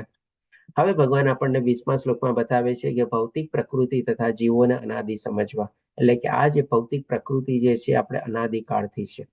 આનું કોઈ સર્જનની પાછળ આપણે તારીખ અથવા સમય આપણે શોધી નથી શકતા. અને આ જે જીવો એટલે કે જે આત્માઓને બધા છે એ પણ આપણે અનાદિ છે. અને તેમના વિકાર તથા ગુણો અને પ્રકૃતિ જેને જાણવા. એના વિકાર જે ભગવાન આપણને 7 વિકારો બતાવ્યા અને ગુણો એટલે કે આ પ્રકૃતિના જે 3 ગુણો જે છે એ પણ બધા પ્રકૃતિની અંદરમાં ઓલરેડી ઇનબિલ્ટ છે આપણે કહી શકીએ. જેમાં આપણે લેપટોપ અથવા કમ્પ્યુટર લઈએ એમાં સોફ્ટવેર કેવી રીતે બધા ઇનબિલ્ટ હોય એવી રીતે આ ભૌતિક પ્રકૃતિમાં ત્રિગુણી માયા ઓલરેડી ઇનબિલ્ટ હોય છે. આપણે આ રીતે ભગવાન આને કહે છે અનાદિ સમજવા. તેના સંદર્ભમાં આપણે જોઈએ કે ભાઈ આજે 84 લાખ પ્રકારના જે જીવો જે છે એ અનાદિકાળથી છે. આપણે ઘણા જોયા હોઈએ, ઘણા ન જોયા હોઈએ, ઘણા મૃત્યુ લોકમાં હોય, ઘણા બીજા ગ્રહ લોકમાં પણ બધા હોઈ શકે. આપણને બધી સંપૂર્ણ રીતે જાણકારી નથી. ખાલી શાસ્ત્રના સંદર્ભમાં આપણે ટાંકવી શકીએ છીએ અને શાસ્ત્રમાં જે લખેલું સંપૂર્ણ સત્ય છે એ 84 લાખ પ્રકારના જીવો છે. અને આવી રીતે બધા કેવી રીતે અલગ અલગ છે એ પણ થોડું ઘણું બધું શાસ્ત્રમાં આપણે ટાંકવામાં આવેલું છે. જ્યારે આપણે લેવલ 2 કવર કરશું ને ત્યારે આ બધું પણ આપણે ડિસ્ક્રિપ્શન લેશું એમાં કે કેટલા પ્રકારના 84 લાખ ટાઈપના જીવો છે. એમાં મનુષ્યની પણ કેટલી યોનિઓ છે આપણે અને એને કયા લેવલમાં આપણે કેવી રીતે સમજવાનું છે. આપણે જેમ કે મનુષ્યની 4 લાખ યોની કહેવાય છે. તમે કહેશો ભાઈ બધા મનુષ્ય તો એક જ ટાઈપના હોય, બધામાં 2 હાથ, 2 પગ, 2 નાક બધું એક જ હોય, પણ એ 4 લાખને કેવી રીતે આપણે સમજવા એ આપણે લેવલ 2 માં આપણે શાસ્ત્રના સંદર્ભમાં આપણે સમજશું. તો બધાને વિનંતી છે કે લેવલ 2 માં જોડાયેલા રહીએ અને આપણે આજે આધ્યાત્મિક યાત્રા જે આપણે આગળ વધારશું, આપણે સરસ રીતે ભગવાનની કૃપાથી આગળ વધારશું. તો આ રીતે જે 84 લાખ ટાઈપના જે બધા જીવો છે અનાદિકાળથી છે. આના સંદર્ભમાં આપણે કહી શકીએ કે આપણા મનુષ્ય જે છે વાંદરામાંથી આપણે મનુષ્ય નથી થયા. વાંદરા અલગ છે, મનુષ્ય અલગ છે, બધાની યોનિઓ અલગ છે. જે ઓલી ચાર્લ્સ ડાર્વિનની થિયોરી હતી ને સંપૂર્ણ આપણે કહી શકીએ કે ખોટી થિયોરી હતી કે ભાઈ આપણે વાંદરામાંથી આપણું ઇવોલ્યુશન થઈને આપણે મનુષ્ય નથી થયેલા. કારણ કે ભગવાન અહીંયા પોતે આપણને કહે છે કે એને અનાદિ સમજવા જોઈએ. હવે પછી ભગવાન આપણને 21મા શ્લોકમાં કહે છે પ્રકૃતિ સર્વ ભૌતિક કારણો તથા કાર્યનો હેતુ કહેવાય છે. એટલે કે જે ત્રિગુણી માયા જે છે આપણે કોઈ પણ કાર્યમાં પ્રવૃત્ત થઈએ છીએ એની પાછળનું કારણ શું છે. એટલે કે એની પાછળનું કારણની પાછળનું કારણ એટલે કે ભગવાન આ ભૌતિક પ્રકૃતિને બતાવે છે. અને જીવ અથવા પુરુષ આ જગતમાંના વિવિધ સુખો તથા ભોગવવાનું કારણ બને કહેવાય છે. એટલે આપણી અંદર જે રહેલી આત્મા જે છે આપણે જે ઈચ્છા કેળવીએ છીએ એ ઈચ્છા કેળવીને પછી આપણે ભૌતિક પ્રકૃતિના સંસર્ગમાં આવીએ છીએ ત્યારે અલગ અલગ કાર્યમાં પ્રવૃત્ત થાય છે. પછી જે બધા વિકારો જન્મે છે આપણે સુખ, દુઃખ, સંગાત, ચેતના, ધૈર્ય જે ભગવાને બધું બતાવ્યું એ આપણો કોણ ભોગવે છે તો કે આપણે આ શરીર બધું ભોગવે છે અને એની અંદર રહેલો આત્મા જે છે એની સાથે જોડાયેલો છે. એટલા માટે કહે છે કે આ ભોગવવાનું કારણ કહેવાય છે. આપણે એટલે કે આપણી આત્મામાં જે ઈચ્છા કેળવીને આપણે એ જ આપણે કહી શકીએ કે સ્ટાર્ટિંગ પોઈન્ટ છે. એ જ આપણે કહી શકીએ કે સ્ટાર્ટિંગ પોઈન્ટથી આપણે બધી આવી રીતે આપણે જે ભોગવવાનું કારણ કહેવાય છે ને આપણે એનાથી બંધાઈ જઈએ છીએ. એટલે કે અલગ અલગ જે ભૌતિક દુનિયાની ઈચ્છાઓ કેળવીએ અને એ કાર્યમાં પ્રવૃત્ત થઈએ એનાથી આપણે બંધાઈએ છીએ. જો આપણે સારી ઈચ્છા કેળવીએ અથવા આપણે કહે ને કે બધું કૃષ્ણભાઈ ભાવના બધી ઈચ્છા કેળવીએ તો આપણે સતોગુણમાં જીવવા કહેવાઈએ. અને ડેફિનેટલી સતોગુણ પણ બાંધનારા છીએ જે આપણે આવતીકાલે 14મા અધ્યાયમાં ડિટેલમાં સમજશું. પણ અહીંયા ખાલી સંક્ષિપ્તમાં આપણે એટલું સમજી લઈએ કે આપણી આત્મા જે ઈચ્છા કેળવે છે ને એ આપણે સ્ટાર્ટિંગ પોઈન્ટ છે. બાકી બધી એની આફ્ટર ઇફેક્ટ તરીકે બાકી બધી એને છે ને આપણે કહે ને કે આફ્ટર સેલ્સ સર્વિસ હોય છે ને, કોઈ પ્રોડક્ટ લઈએ પછી આપણે રેગ્યુલર સર્વિસ મેન્ટેનન્સ બધું કરાવવું પડે ને એવી રીતે જેવું પહેલા આપણે ઈચ્છા કેળવી લીધી પછી એની બધી આફ્ટર ઇફેક્ટ આપણને મળે છે. જેમ એકવાર ધરતીકંપ આવી જાય પછી કેવા નાના નાના આંચકા બધા આવતા હોય છે, આપણે કે આફ્ટર ઇફેક્ટ તરીકે બધા આવે છે. એવી રીતે એકવાર આપણે ઈચ્છા કેળવી લીધી પછી આ બધા આપણને આંચકા મળે છે. ક્યારેક સુખનો આંચકો મળે, ક્યારેક દુઃખનો આંચકો મળે, ક્યારેક આપણને દ્વેષ ભાવના જાગે, ક્યારેક અલગ અલગ રીતે આપણને થાગે કે ના આની પાસે કેમ વધારે થઈ ગયું, આટલી મહેનત કરી મને મળ્યું નહીં, ઓલાને આમ મળી ગયું. એટલે આ બધા આંચકા લાગે છે આપણને. આફ્ટર ઇફેક્ટ અર્થક્વેકના આફ્ટર શોક છે. આપણે પહેલું સ્ટાર્ટિંગ પોઈન્ટ આપણે ઈચ્છા કેળવીએ છીએ. હવે પછી ભગવાન આપણને બતાવે છે કે આ પ્રમાણે જીવ પ્રકૃતિના 3 ગુણોને ભોગવતો પ્રકૃતિમય જીવન જીવે છે. એટલે કે સતોગુણ, રજોગુણ, તમોગુણની જે પ્રમાણે આપણા ઉપર ઇફેક્ટ હોય એ પ્રમાણે આપણે આપણું જીવન જીવીએ છીએ. આ તેના ભૌતિક પ્રકૃતિ સાથેના સંગને કારણે થાય છે. એટલે કે જે જીવાત્મા જે શરીર પ્રાપ્ત કરે છે તરત ને તરત ભૌતિક પ્રકૃતિના સંસર્ગમાં આવી જાય છે અને ભૌતિક પ્રકૃતિના સંસર્ગમાં આવીને સંગમાં આવીને અલગ અલગ ગુણોનો આપણા ઉપર પ્રભાવ હોય છે અને એ પ્રભાવ હેઠળ આપણે અલગ અલગ મનો ઈચ્છા કેળવીએ છીએ, મનોદશા આપણી હોય છે અને એ પ્રમાણે આપણે અલગ અલગ કાર્યમાં પ્રવૃત્ત થઈએ છીએ અને એ પ્રમાણે આપણને આગલી ગતિ શું થાય છે એ પણ અહીંયા ભગવાન હવે આપણને બતાવે છે. એ રીતે વિભિન્ન યોનિઓમાં ઇષ્ટ તથા અનિષ્ટ પ્રાપ્ત કર્યા કરે છે. એટલે કે એકવાર આપણને આ મનુષ્ય જીવન મળ્યો પછી ગેરંટી નથી કે તમને આગલો જીવન પણ મનુષ્ય મળશે. જે તમે મનુષ્ય જીવનમાં કર્મો કર્યા હશે, તમે જે ઈચ્છાઓ કેળવી હશે, મરતી વખતે જે તમારી અતૃપ્ત ઈચ્છા રહેલી હશે એ પ્રમાણે તમને આગલું શરીર મળશે. આગલું શરીર હોઈ શકે, કાંઈ પણ મળી શકે.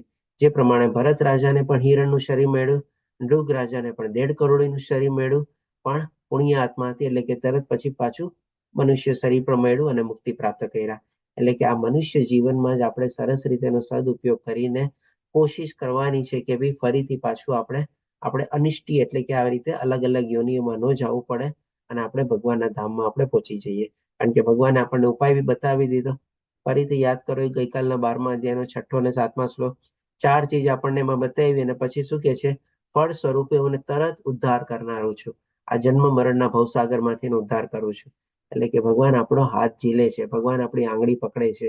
ખાલી આપણે ભગવાનના રડારમાં આવવાનું છે. આપણે કહી શકીએ ને, જેમ ઓલું ફ્લાઇટ હોય અને આપણે કોઈક એરપોર્ટ ઉપર એને લેન્ડ કરવું હોય તો એને રડારમાં આવી જાય, પછી એને તરત કેવી રીતે રનવે આપી દે ને કે ભાઈ આ રનવે ઉપર તમે લેન્ડ કરો, બસ. તો એકવાર આપણે ભગવાનના રડારમાં આવી જશું, ભગવાન તરત આપણને આંગળી પકડીને આપણનું એર લિફ્ટિંગ કરી લેશે અને પોતાના ધામમાં લઈ જશે. હવે પછી 23મા શ્લોકમાં કહે છે કે છતાં આ દેહમાં એક અન્ય દિવ્ય ભોગતા છે કે જે ઈશ્વર છે, સર્વોપરી સ્વામી છે. એટલે કે આપણે કોઈ ચીજના સ્વામી નથી, ફરીથી જસ્ટ રિમાઇન્ડ કરવા માટે. અને એ સાક્ષી તરીકે અથવા તો એ સ્વામી શું કરે છે, એનો રોલ શું છે, તો કે આને સાક્ષી તથા અનુમતિ આપનાર તરીકે હાજર રહે છે અને તેમને પરમાત્મા કહેવામાં આવે છે.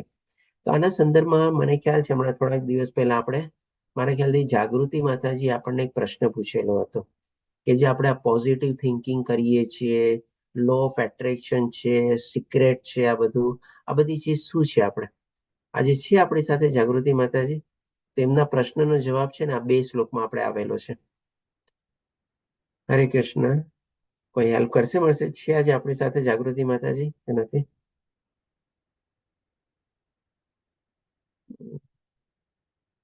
ઓકે, એનીવે ચાલો, હશે તો બરાબર છે, સાંભળી જ લેશે, નહીં હશે તો નથી. હરે કૃષ્ણ પ્રભુ, નથી લાગતું. નથી. શું? ઓકે, નથી લાગતા. ઓકે. તો જો આના સંદર્ભમાં છે ને, સૌથી પહેલા જે આપણે જાગૃતિ માતાજીનો પ્રશ્ન હતો ને કે હવે આપણે જે બહુ લોકો કહે છે કે પોઝિટિવ થિંકિંગ કરો, તમે જેવું વિચારો એવું જ થાય છે, આ લો ઓફ એટ્રેક્શન છે કે તમે જેવું વિચાર્યું એવું તમને આસ્તે આસ્તે પ્રાપ્ત થાય છે, પ્રમાણમાં તમે બધા તરંગો છોડો છો ને બધું. સિક્રેટ નામનું જે ઓલું પુસ્તક છે રોન્ડા બ્રાયનનું, આ બધી ચીજો બહુ એમાં વર્ણવેલી છે. તો આ 2 શ્લોક જે આપણે લેશું ને એમાં બધી ચીજો છે ને આવેલી છે. ત્યારે જવાબના રૂપમાં પણ એ જાગૃતિ માતાજીને મેં કીધું હતું કે આધ્યાત્મિક જ્ઞાન જેને પ્રાપ્ત કરેલું હોય ને એને આ બધી ચીજો આમાં સમજાઈ જાય છે કે કેવી રીતે આ લો ઓફ એટ્રેક્શન કે સિક્રેટ કયો કે પછી પોઝિટિવ થિંકિંગ કામ કરે છે. તો આપણે જોઈએ, સમજીએ. તો અહીંયા ભગવાન કહે છે કે ભાઈ આપણા બધાના હૃદયમાં ભગવાન જે સર્વોપરી જે છે પરમાત્મા તરીકે રહેલા છે. હવે પરમાત્માનું કામ શું છે? પહેલા તો કોઈ સાક્ષી તરીકે, એટલે કે જે કાંઈ પણ આપણે વિચારીએ છીએ, જે કાંઈ પણ કાર્ય કરીએ છીએ, બધાના સાક્ષી છે. ભગવાનને સાક્ષી તરીકે, વિટનેસ તરીકે બધી ચીજની ખબર છે, બધી ચીજની જાણ છે, બધી ચીજની અનુભૂતિ છે. પછી હવે જ્યારે માની લો આપણે અંદર આપણે ઈચ્છા કેળવીએ છીએ, આપણી આત્માને છે ને એક જ સ્વતંત્રતા મળેલી છે. શું સ્વતંત્રતા? તો કે ભાઈ ઈચ્છા કેળવવાની. એટલે કે સૌથી પહેલા આપણા મનની અંદર અથવા આપણે કહી શકીએ કે આપણી આત્મા જે છે આવી રીતે ઈચ્છા કેળવે છે. હવે એ જ્યારે ઈચ્છા કેળવે છે ત્યારે સાક્ષી તરીકે પરમાત્માને તો ખબર પડી જાય કે એને શું ઈચ્છા કેળવી છે. પછી શું કરે છે? તથા અનુમતિ આપનાર, એટલે કે માની લીજો પરમાત્માને ઠીક લાગે તો પરમાત્મા શું કરે છે? અનુમતિ એટલે કે પરમિશન આપે છે. કોને પરમિશન આપે છે? તો કે આ ત્રિગુણી માયાને પરમિશન આપે છે. ત્રિગુણી માયાને પરમિશન આપે છે. એના સંદર્ભમાં એ શું કરે છે? તો કે ભાઈ આપણી આજુબાજુમાં એવા બધા સિચ્યુએશન, એવી બધી પરિસ્થિતિ, એવા બધા માણસો, એવા બધા વસ્તુઓનો છે ને આજુબાજુ કોન્ટેક્ટ અથવા તો સંગાત બધો કેળવાય છે કે જેથી કરીને જે આપણે ઈચ્છા કેળવવી હોય ને એ પ્રમાણે એવા કાર્યમાં પ્રવૃત્ત થઈએ આપણે અને એ રીતે આપણે એમાં આગળ વધી શકીએ. જેમ કે માની લો દાખલો લઈએ, હમણાં રેખા માતાજી આપણને 2-4 દિવસ પહેલા કીધેલું હતું કે ભાઈ લેવલ 2 ક્યારે જોડાશે અને કેવી રીતે આપણે આમાં યાત્રા આગળ વધારી શકીએ. તેમણે જે ઈચ્છા કેળવી, હવે ઈચ્છા પૂર્તિના હિસાબે અત્યારે જો 2-4 દિવસ પછી આપણી પાસે સરસ મજાના ગુડ ન્યૂઝ આવી ગયા ને, તો એમની જે ઈચ્છા જે છે અને તરંગો જે છે બધા આપણે વાસ્તવમાં બધાની સામે પ્રચલિત કર્યા. આપણને સરસ રીતે પ્રશ્ન રૂપે બી આમાં પૂછ્યું, એટલે કે તરંગો જે છે બધા આપણે કુદરતમાં અથવા પ્રકૃતિમાં બધા વહેતા મૂક્યા અને એની અંદર રહેલા પરમાત્મા જે છે એની ઈચ્છા સાંભળી લીધી અને એ ઈચ્છા સાંભળીને એવા બધા સંજોગોને બધું ગોઠવ્યું કે ભાઈ આપણે આ યાત્રા આપણે હજી લેવલ 2 માં બી જોડાશું ને આપણે આગળ વધી શકશું. એટલે કે અનુમતિ આપનાર તરીકે હાજર રહે છે અને તેમને પરમાત્મા કહેવામાં આવે છે. હવે પછી ભગવાન આપણને આગલા શ્લોકમાં એ સમજાવશે કે આ કેવી રીતે આપણે બધું આપણામાં સફળતા બી પ્રાપ્ત કરીએ છીએ. તો હવે ભગવાન આપણે અત્યાર સુધીમાં ભગવાને જે બધું નોલેજ આપ્યું એ આપણે જોઈ લઈએ. જે અર્જુનના 6 પ્રશ્નો હતા એ ટેબ્યુલર ફોર્મમાં છે. પ્રકૃતિ એટલે કે ભૌતિક પ્રકૃતિ આપણે સમજી ગયા. પુરુષ એટલે કે આપણી અંદર રહેલો જે પરમાત્મા જે છે એ જ ભોગતા છે. ક્ષેત્ર એટલે કે આપણું શરીર અને ક્ષેત્રજ્ઞ એટલે કે ભાઈ આપણો ઇન્ડિવિજ્યુઅલ આપણો આત્મા આપણા શરીરને ઓળખે છે અને પરમાત્મા બધા શરીરને ઓળખે છે. અને જ્ઞાન એટલે કે ભગવાને કીધું ક્ષેત્ર અને ક્ષેત્રજ્ઞની સમજને જ્ઞાન કહેવામાં આવે છે. અને 8 થી લઈને 12મા શ્લોકમાં પણ બતાવ્યું કે આ 20 જે જ્ઞાન છે આના સિવાય બધું અજ્ઞાન છે. અને આ જ્ઞાન અથવા જ્ઞેયનું લક્ષ્ય શું છે તો કે પરમાત્માને જાણવા. એટલે કે આપણા હૃદયમાં જે પરમાત્મા રહેલા છે એ આ બધી ચીજો જાણે છે. હવે આપણે જોઈએ કે જે આપણે ચર્ચા કરતા હતા કેવી રીતે સંપૂર્ણ થાય છે. તો પછી 27મા શ્લોકમાં ભગવાન કહે છે કે હે ભરતવંશીઓમાં શ્રેષ્ઠ, એમ જાણી લે કે ચલ તથા અચલ જે કંઈ અસ્તિત્વમાં દેખાઈ રહ્યું છે, ચલ એટલે કે અચલ એટલે કે moving, non moving, living, non living, એ સંદર્ભમાં આપણે સમજી શકીએ. એટલે કે જે આપણે ઈચ્છા કેળવી એ આપણા ઈચ્છા સાક્ષી તરીકે પરમાત્મા જાણી ગયા. હવે એને બરાબર લાગ્યું એટલે અનુમતિ આપી. એટલે કે ત્રિગુણી માયાને એને હુકમ કર્યો કારણ કે એની શક્તિ છે આપણે. અને એના સંદર્ભમાં આપણી બાજુમાં આવી બધી જે કાંઈ પણ પરિસ્થિતિ, ઘટનાઓ અથવા જે બધી સંગાત કેળવવા આપણા અને એના પ્રમાણે અસ્તિત્વમાં દેખાઈ રહ્યું છે. એટલે કે હવે એકચ્યુઅલ ઇન એક્ઝિસ્ટન્સ આવી ગયું. એટલે આજે જેમ કે આપણને સરસ મજાના સરસ સમાચાર મળ્યા, એટલે કે માની લો અસ્તિત્વમાં આવી રહી, જે પ્રમાણે રેખા માતાજીની ઈચ્છા પૂરી થઈ કે ચાલો હવે કન્ટિન્યુઅસલી આપણે લેવલ 2 માં બી આપણે આગળ વધી શકશું. એટલે કે અસ્તિત્વમાં આવી ગયું. તો આ ક્યાંથી થયું? તો એ ભગવાન કહે છે કે તે બધું કાર્યક્ષેત્ર તથા તેના ક્ષેત્રજ્ઞનો સંયોગ માત્ર છે. તો કાર્યક્ષેત્ર એટલે શું? એટલે કે આપણા શરીર દ્વારા આપણે બધી ઈચ્છાઓ કેળવી અને એવા કાર્યમાં પ્રવૃત્ત થયા. અને ક્ષેત્રજ્ઞ એટલે કે ભગવાનનો એમાં સંયોગ થયો, ભગવાન એમાં જોડાઈ ગયા, પરમાત્માએ અનુમતિ આપી, ત્રિગુણી માયાને કીધું કે ભાઈ આની આજુબાજુ એવી ઘટનાને બધું રચ કે જેથી કરીને એની જે આત્મા ઈચ્છા કેળવેલી છે એની પૂરી થાય. એટલે કે સંયોગ માત્ર છે. હવે તમે આખી જે પ્રક્રિયા આપણે આ જે 2 શ્લોકમાં સમજ્યા, આપણે 23મા અને 27મા શ્લોકમાં તમે જસ્ટ કનેક્ટ કરો. જે આપણે પોઝિટિવ થિંકિંગ કરીએ છીએ. પોઝિટિવ થિંકિંગ મીન્સ શું? આપણી અંદર એક સારી ઈચ્છા આપણે કેળવી. હવે એ સારી ઈચ્છા કેળવીને આપણે શું છે તરંગો રૂપી મારફત કરીને આપણી અંદર રહેલા પરમાત્મા જે છે જાણી ગયા. હવે જે લો ઓફ એટ્રેક્શન છે શું છે તમારે? એ શું કે છે? જે તમે વિચારો છો એવું જ થાય છે. એટલે કે જે તમે તરંગો વહેતી મૂકી વાતાવરણમાં અથવા ભૌતિક પ્રકૃતિમાં, તો આ પ્રકૃતિ જે શું છે એ શું? ભગવાનની શક્તિ એટલે કે ત્રિગુણી માયા થઈ. હવે એ તમારા માટે કાર્યરત થઈ ગઈ. કોના અનુમતિના પ્રાપ્ત કરીને? તો કે પરમાત્માએ અનુમતિ આપી ત્રિગુણી માયાને કે જા હવે તું એક્ટિવ થા અને આ બધી એની ઈચ્છા પૂરી કર. એટલે કે આ જે લો ઓફ એટ્રેક્શનની જે આપણે કહીએ છીએ ત્રિગુણી માયા અથવા તો તરંગો મૂકવી, એ આપણા સંદર્ભમાં આજુબાજુ જોડાઈ ગઈ અને આપણને સફળતા પ્રાપ્ત થઈ. અને પછી ભગવાને એ જ કીધું ને કે કાર્ય ક્ષેત્ર તથા ક્ષેત્રજ્ઞ એટલે આપણે જાણી ગયા પરમાત્મા સંયોગ માત્ર છે. તો આ 2 શ્લોકમાં જે છે ને આખું લોજિક સમજાવે છે ને આપણને.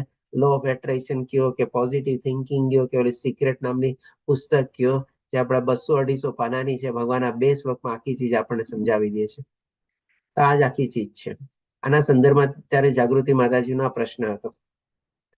હવે જ્યારે આપણે જોઈએ કે 30મા શ્લોકમાં ભગવાન કહે છે કે જે મનુષ્ય એમ જોઈ શકે છે કે સર્વ પ્રવૃત્તિઓ દેહ દ્વારા કરવામાં આવે છે. એટલે કે આ ભગવાને શું કીધું? કાર્યક્ષેત્ર અને ક્ષેત્રજ્ઞનો સંયોગ. તો કાર્યક્ષેત્ર એટલે કે શું? તો કે આ શરીર આપણું. તો એ જ ભગવાન હવે આપણને બધી ચીજો અત્યાર સુધી સમજાવીને અહીંયા સ્પષ્ટ કરે છે અથવા તો સમરાઇઝ કરે છે. એટલે કે આ સર્વ પ્રવૃત્તિઓ આપણે જે કાંઈ પણ એક્ટિવિટી કરી એ આપણા દેહ દ્વારા કરી આપણે સમજીએ છીએ. અને દેહનું સર્જન ભૌતિક પ્રકૃતિ દ્વારા થયેલું છે. એ કેવી રીતે થયેલું છે? જેલા 24 તત્વો ભગવાને આપણને બતાવ્યા 6ઠ્ઠા અને 7મા શ્લોકમાં. અને તેમજ એમ પણ જુએ છે કે આત્મા કશું કરતો નથી અને તે જ ખરેખર જુએ છે. એટલે આપણી અંદર રહેલો જે આત્મા જે છે ને એ એકચ્યુઅલી કોઈ ઇન્વોલ્વમેન્ટ નથી. આપણી આત્મા ફક્ત ને ફક્ત એટલું જ કરે છે કે એવી પેલા ઈચ્છા કેળવે છે, ડિઝાયર જેને આપણે કહીએ ને, બસ ઈચ્છા કેળવીને પછી આ જે આપણા પરમાત્મા રહેલા છે ને એ સાક્ષી તરીકે બધું જાણી જાય છે. અને એ પરમાત્મા તરીકે છે ને એની જે પ્રકૃતિ જે છે, ભૌતિક પ્રકૃતિ, એને આપણે અનુમતિ આપે છે. અને પછી બધી ઘટનાઓને બધું સર્જાઈ જાય છે અને આપણે એ રીતે શરીર દ્વારા અલગ અલગ કાર્યમાં પ્રવૃત્ત થઈએ છીએ અને અલ્ટિમેટલી આપણને એનો સંયોગ થઈને આપણે એમાં સફળતા અથવા આપણને પ્રાપ્તિ થાય છે. પણ આપણી આત્મા જે છે એ કોઈ ચીજ કરતી નથી. કેવળ અને કેવળ એ ખાલી આપણી ઈચ્છા જ કેળવે છે. બાકી બધી આગળની જે પ્રક્રિયા છે ને એ આપણે કહી શકીએ આ ભૌતિક પ્રકૃતિ કરે છે. એટલા જ માટે તો ભગવાન કહે છે કે આ ભૌતિક પ્રકૃતિ જે છે એ જ બધા કારણોનું પાછળનું કારણ છે. આપણે કોઈ ચીજના કરતા નથી. આપણું શરીર તો છે ને ખાલી માધ્યમ બને છે. આપણે જેમ આપણે માની લો ઇલેક્ટ્રિસિટીનો આપણે સ્વિચ ચાલુ કરીએ તો આપણે શું સ્વિચ ચાલુ કરી એટલે બલ્બ જલે છે? તો કે ના, એ જે ઇલેક્ટ્રિક કરંટ છે ને એ કરંટ દ્વારા આપણે બલ્બ જલે છે. તો આ જે ઇલેક્ટ્રિક કરંટ શું છે, એટલે કે આપણે માની લો આપણું શરીર છે એ આપણી સ્વિચ થઈ ગઈ અને જે બલ્બ જે છે એ આપણું પરિણામ થઈ ગયું. હવે બે વચ્ચે કનેક્ટિંગ શું છે, મેઇન શું છે, તો કે ઇલેક્ટ્રિક કરંટ છે ને. અને આ ઇલેક્ટ્રિક કરંટ જે આપણે અવ્યક્ત રૂપના રૂપમાં છે, એટલે કે જે આપણને દેખાતી નથી. ઇલેક્ટ્રિક કરંટ આપણને દેખાય નહીં ને, એવી રીતે આ ત્રિગુણી માયા પણ આપણને દેખાતી નથી, પણ આ ઇલેક્ટ્રિક કરંટના કારણે તો બલ્બ જલે છે. અને આપણે સમજીએ છીએ કે ભાઈ સ્વિચ ચાલુ કરી ને એટલે બલ્બ જઈ. એટલે કે આપણે સમજીએ છીએ કે ભાઈ આ શરીર મેં બધા કાર્ય કર્યા ને એટલે હું કરતા થઈ ગયો. બસ આ જ આપણી કહે ને કે ગેરસમજણ છે. પણ આ વચ્ચે જે ઇલેક્ટ્રિક કરંટ છે ને એ જ મેઇન ચીજ છે અને એ જ ભગવાનની શક્તિ છે. એના કારણે તો બલ્બ જયેલો. નથી સ્વિચનું કઈ કામ, નથી બલ્બનું કઈ કામ. મેઇન કામ કોનું છે? તો કે આ ઇલેક્ટ્રિક કરંટનું છે આપણે. એટલે કે આવી રીતે ભગવાન કહે છે કે બધા કારણોની પાછળ ત્રિગુણી માયા રહેલી છે. હવે પછી ભગવાન આપણને 33મા શ્લોકમાં કહે છે, આકાશ જો કે સર્વવ્યાપી છે છતાં પોતાની સૂક્ષ્મ પ્રકૃતિના કારણે તે કોઈ પણ વસ્તુથી લિપ્ત થતું નથી. એટલે કે સરસ મજાની કમ્પેરિઝન આપીને આપણને બતાવે છે કે આપણી અંદર રહેલો જે આત્મા જે છે આપણને ખાલી ઈચ્છા કેળવીએ છીએ, પણ ઈચ્છા કેળવવાથી લિપ્ત નથી થતો. એટલે એવી જ રીતે કહે છે કે એવી જ રીતે બ્રહ્મ દ્રષ્ટિમાં સ્થિત આત્મા શરીરમાં અવસ્થિત હોવા છતાં શરીરથી લિપ્ત થતો નથી. એટલે કે આપણું આ શરીર છે ને બધા સુખ દુઃખોનું ભોગવવાનું કારણ ઈ સેન્સમાં બને છે કારણ કે આપણી આત્મા એમાં રહેલી છે આપણે. અને ઈ આત્મા આપણને વિચારીએ છીએ કે આ બધા ચીજોથી આપણે સંગાત કેળવીને પછી એ બધું ભોગવે છે. પણ એકચ્યુઅલી આપણી આત્મા જે છે ને આ શરીરમાં રહેલો હોવા છતાં પણ એનાથી લિપ્ત થતો નથી. આવા જે બધા સુખ દુઃખ છે આપણે બાહ્ય રીતે આપણા શરીરને ભોગવવા પડે છે. પણ આત્માને કેવી રીતે આપણે સાથે સમજી શકીએ? કારણ કે જે માની લો એક ડ્રાઈવર હોય અને ડ્રાઈવર એક્સિડન્ટ કરે તો ભાઈ માની લો કંઈક ને કંઈક ગાડીનો દોષ કે કંઈક હોય, પણ ઓલો આવીને સરત પેલા શું ડ્રાઈવરને જ કહે ને કે ભાઈ તું ગાડી આવી રીતે આમ ચલાવતો હતો, તું આવી રીતે આમ કરતો હતો. તો ઈ સેન્સમાં આપણે કહી શકીએ કે ભાઈ આપણી આત્માને છે ને અલગ અલગ પ્રકારના બધા શરીરો મળે છે અથવા તો સુખ દુઃખ ભોગવવાનું કારણ બને છે. હકીકતમાં આત્મા કંઈ કરતો નથી અને કશું કરાવતો પણ નથી આપણે. આ રીતે પછી ભગવાન આપણને આકાશની કમ્પેરિઝન આપીને કહે છે જેમ આકાશ કોઈ પણ ચીજથી આપણે લિપ્ત થતું નથી, એવી રીતે આપણી અંદર રહેલો આત્મા પણ કોઈ પણ આવા સુખ દુઃખ તેનાથી આપણે લિપ્ત થતો નથી આપણે. હવે આપણને 35મા શ્લોકમાં આપણે કહી શકીએ કે જે આપણને કહી છે આવતીકાલનો જે અધ્યાય શરૂ થશે ને આના સંદર્ભમાં થાય છે. તો કે જે મનુષ્ય જ્ઞાનના નેત્રોથી શરીર તથા શરીર જ્ઞાનના જ્ઞાતા વચ્ચેનો ભેદને જુએ છે, એટલે કે શરીર અલગ, શરીરનો જ્ઞાતા અલગ, આપણી અંદર રહેલો આત્મા અલગ અને બધા શરીરોના જ્ઞાતાને જાણકાર પરમાત્મા અલગ. આ મેઇન બેઝિક અન્ડરસ્ટેન્ડિંગ જો કોઈ કેળવી લે અને સાથે સાથે સમજી જાય કે ભાઈ ભૌતિક પ્રકૃતિના બંધનમાંથી મુક્ત થવાની પ્રક્રિયાને પણ જાણે છે. અને આ ભૌતિક પ્રકૃતિના સંસર્ગમાં જ આવીને જ તો આપણે બધી ઈચ્છાઓ કેળવીએ છીએ. તો અલ્ટિમેટલી આપણો મેઇન ગોલ શું હોવો જોઈએ કે ભાઈ આ ભૌતિક પ્રકૃતિમાંથી આપણે મુક્ત થવું, એટલે કે ગુણાતીત થવું. હવે ગુણાતીત કેવી રીતે થવું એ પછી હવે અર્જુનનો પ્રશ્ન આવશે. એના સંદર્ભમાં ભગવાન જેમ અહીંયા કહે છે ને કે તેઓ પરમ ધ્યેયની પ્રાપ્તિ કરે છે, એટલે કે જે ગુણાતીત થાય છે એ જ ભગવાનને પ્રાપ્ત કરી શકે છે અથવા ભગવાનના ધામમાં પહોંચી શકે છે. તો આ ત્રિગુણી માયા શું છે, એનો પ્રભાવ કેવી રીતે આપણા રહેલો છે, એના પ્રભાવ હેઠળ આપણે કેવું વિચારીએ છીએ, કેવી મનોદશા હોય છે, કેવા કાર્યમાં પ્રવૃત્ત થઈએ છીએ અને સાથે સાથે કાર્યમાં પ્રવૃત્ત થઈને આપણી આગલી ગતિ શું હોય છે અથવા આગલો જન્મ આપણને કેવો મળે છે, એ બધી જ ભગવાન આપણને આવતીકાલના અધ્યાય 14મા અધ્યાયમાં ગુણત્રય વિભાગ યોગમાં આપણને સરસ રીતે સમજાવે છે. અને સૌથી વધારે ઇમ્પોર્ટન્ટ જ્ઞાન એ આપણને આપે છે જ્યારે અર્જુનનો પ્રશ્ન થાય છે કે આ ગુણા ત્રિગુણી માયાને આપણે પાર કેવી રીતે કરવી. તો આના સંદર્ભમાં પણ ભગવાન આપણને એનો જવાબ આપે છે કે આ જે, અને સાથે સાથે અર્જુનનો પ્રશ્ન હોય કે જે ગુણાતીત વ્યક્તિ હોય છે એના લક્ષણો શું હોય છે, તો એ પણ ભગવાન આપણને આવતીકાલના 14મા અધ્યાયમાં કવર કરે છે. તો આ રીતે આપણો અહીંયા 13મો અધ્યાય પૂરો થાય છે અને આ જે 35મો શ્લોક છે આપણે કનેક્ટિંગ લિંક તરીકે આપણો 14મો અધ્યાય આપણે શરૂ થશે, કારણ કે અર્જુનનો પહેલા જ પ્રશ્ન ઉદ્ભવશે. પછી હવે આપણે જોઈએ તો આ રીતે આપણો 13મો અધ્યાય કમ્પ્લીટ થાય છે. વાંચા કલ્પતરુભ્યશ્ચ કૃપા સિંધુભ્યઃ ચ પતિતાનાં પાવનેભ્યો વૈષ્ણવેભ્યો નમો નમઃ. હરે કૃષ્ણ કૃષ્ણ કૃષ્ણ હરે હરે, હરે રામ રામ રામ હરે હરે. શિલા પ્રભુપાદ કી જય. શ્રી રાધા ગોવિંદ પ્રણામ. ઓકે, તો આજે આપણે પ્રશ્નોત્તરી થોડી મુલતવી રાખીએ છીએ કારણ કે આપણે બેક ટુ બેક પછી બ્રિજ ક્લાસ વિશે. હરે કૃષ્ણ હરે સર્વેને. કૃષ્ણ પ્રભુજી, હરે કૃષ્ણ. હરે